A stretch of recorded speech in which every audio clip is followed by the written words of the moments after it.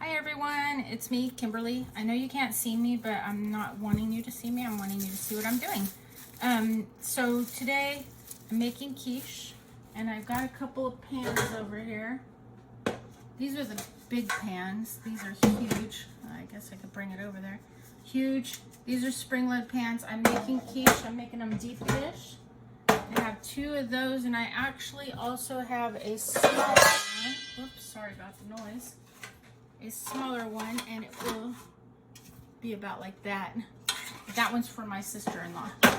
So I pre-made the dough already. It basically was 2 1/4 cup of the flour, and it was a whole stick of butter, which is a 1/2 cup, and then a teaspoon of salt. I use sea salt, I don't know why.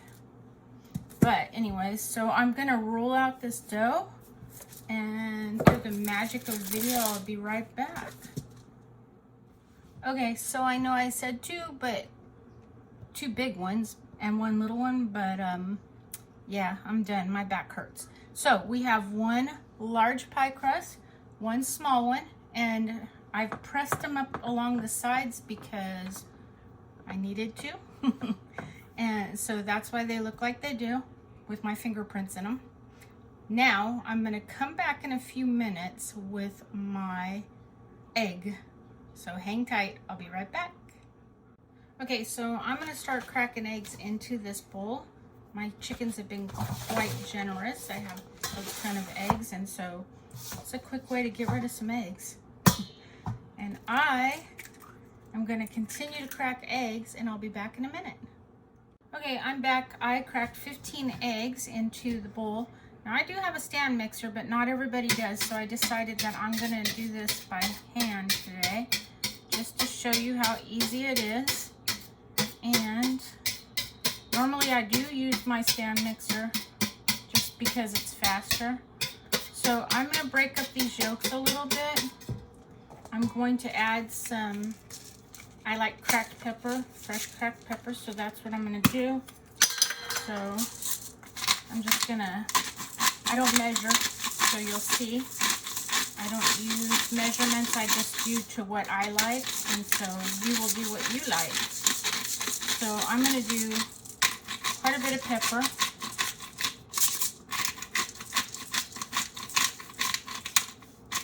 Because I'm doing 2 quiches, as you know.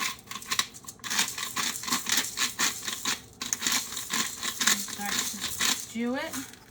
I'm going to do some sea salt because that's what I use. You don't have to use sea salt. You can use regular table salt. I prefer sea salt. And I'm just going to grind some in there. That should do it. And I'm going to use some garlic powder. I usually use minced garlic that I keep in the refrigerator, but I'm just going to do some garlic powder tonight. And I'm going to do some onion powder, minced onion. Where's it at? Minced onion. And I'm just going to pour some in there. And I'm also going to throw in cayenne pepper. You don't have to do that. Just, I like a little cayenne pepper. Nobody will know it's there. So Chris, if you're watching this, I did put some cayenne pepper in your eggs. You probably didn't even notice it. Okay, so I'm going to mix that up. But I'm also gonna add my secret ingredient. I can't believe I'm sharing this with you. Heavy whipping cream. It's not really a secret. Now I'm gonna use a lot. I would say probably about 3 1/2 cups, maybe 4. And I'm just gonna mix it up. And after we get this mixed up, then we'll come back and we'll start putting it together. So I'll be right back. So I just remembered I do have one more secret ingredient. It's not really a secret. Nutmeg. I'm just gonna put some in there. Nutmeg is really good in quiche, believe it or not. It's almost mixed up. I'm gonna go ahead and set this aside because I will have to give it a little bit of a mix before we start using it. So I'll just go ahead and let those spices marinate, and I'll be right back with our crust. Okay, I'm back with some goodies. I've got broccoli. I've got spinach that has been washed and spun out. And I've got Black Forest ham. So I will start with the ham. And I'm just gonna coat the bottom of my pie pan with it. Just give it a nice healthy dose of Black Forest ham. It's gonna be delicious. Now you can use all kinds of vegetables. You can even do these as like a breakfast with hash browns in them. So you can pretty much put whatever you want. I've got my oven preheated at 425, and we are gonna bake it for an hour once we get all of our goodies in there. Let's give them a little bit more. Just layer it out the bottom of both of my pans. And now I'm gonna put in the spinach next. You can tear it up, you don't have to, I'm not going to. I'm just gonna lay it down there, put a nice layer of the spinach. Some people cut it up. I don't, never have. It's gonna pretty much cook down, condense down. It's gonna be really delicious. This is my favorite. I used to have a coffee shop, for those of you who do not know, and I used to make this and sell it in my coffee shop in Monterey. Actually, it was in Pacific Grove, which is right by Monterey. Okay, now I'm gonna set that spinach aside because I don't need it all. And I'm gonna take the broccoli, which I've chopped the broccoli up really nicely. And I'm gonna put a layer of that over the spinach.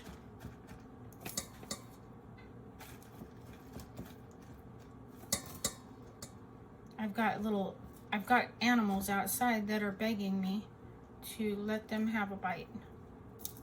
I got my door open even though it's kind of chilly outside. I'm not filling it because my oven is so warm. Now I do have some leftover vegetables, but it's no worry. I have another pie crust in the refrigerator, and I will be making another one of these. I just set the pan aside, and I'll just put all this stuff into it when I'm ready. Okay, so I didn't pull it out, so bear with me for a second. I'm gonna step away because I also have some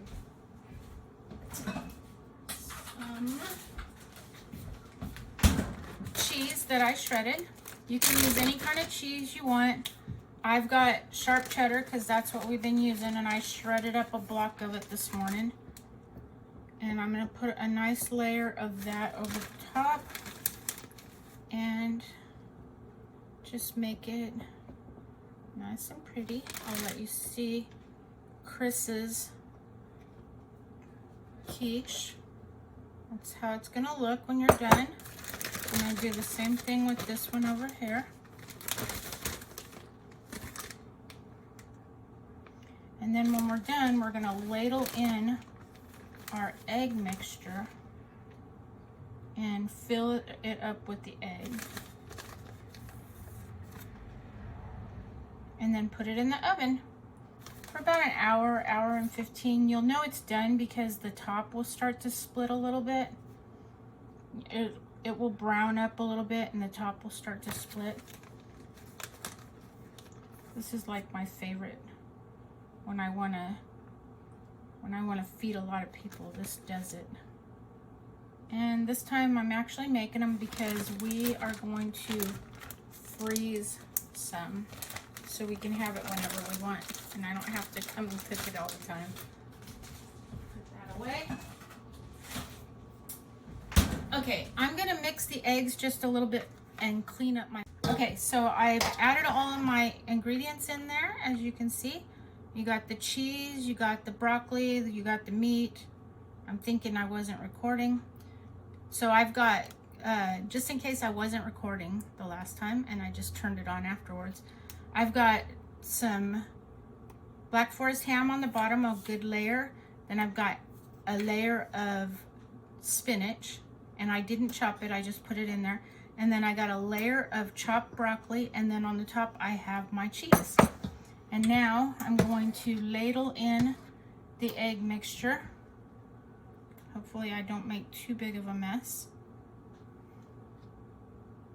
because I certainly was making a mess earlier.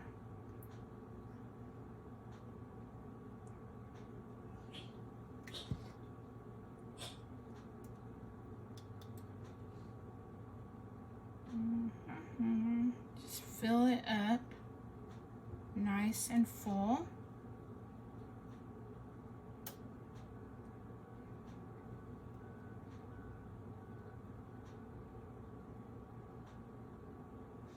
And you'll see it's going to start to settle a little bit in there. And that's okay. You kind of want it to get in there and in between everything. So it's okay that it settles in. And now it's starting to be full.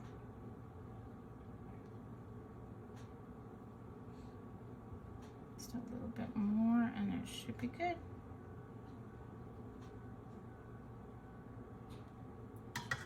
Okay, and I'm going to go ahead and set that one aside. And I'll pull the other one over. This is the big one. Same thing, it has all the goodies in it. I'm going to give it a little mix. And I'm going to actually go ahead and pour it.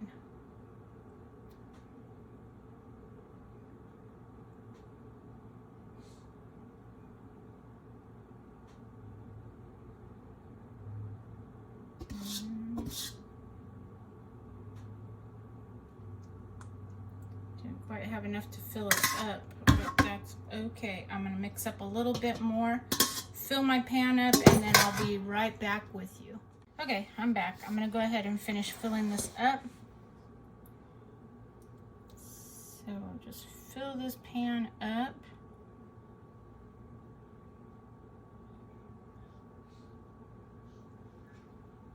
I ended up using a total of 31 eggs between these two.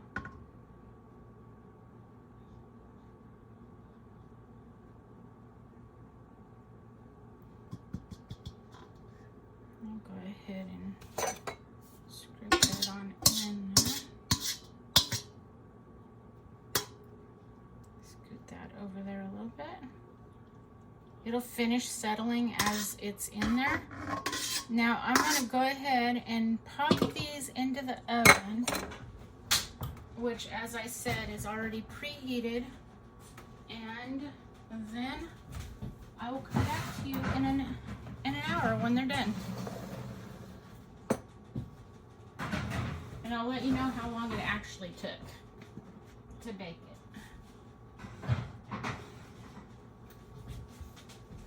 And there we go, off and running. And I'll be back in a little while. Hey, welcome back. Yes, so I know I told you it's done when you see the cracking on the top of the pan. So the other one's not quite done, but this one is done. And you can see that it started cracking along the top, along the edges. It didn't crack down the center. I think because I put the cheese on top. Usually I put the cheese on the bottom and then I layer everything else and the cheese comes up to the top. But it started cracking around the edges instead. This is beautiful. You can see it rose up over the top. It's gorgeous. The other one's not quite done. I've got my brother-in-law coming to pick up this quiche for Chris.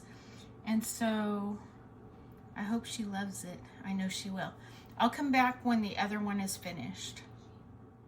Welcome back. And the last one is done. We're going to just stick a toothpick in it and just to verify. The other one is on its way to my sister's. So as you can see, where's my camera? Let me find it. There it is. There we go. There's nothing on the toothpick after I stuck it in there. It is done. Not sure why it didn't crack on the top. I think it's because I put the cheese on the top instead of on the bottom like I normally do. but it smells fantastic. I think I'm gonna have a taste of it as soon as it cools down a little bit. I'm gonna let it rest for a bit. Delicious. I will be back soon with banana nut bread. All right, I hope you all enjoy the video. Thanks. Bye.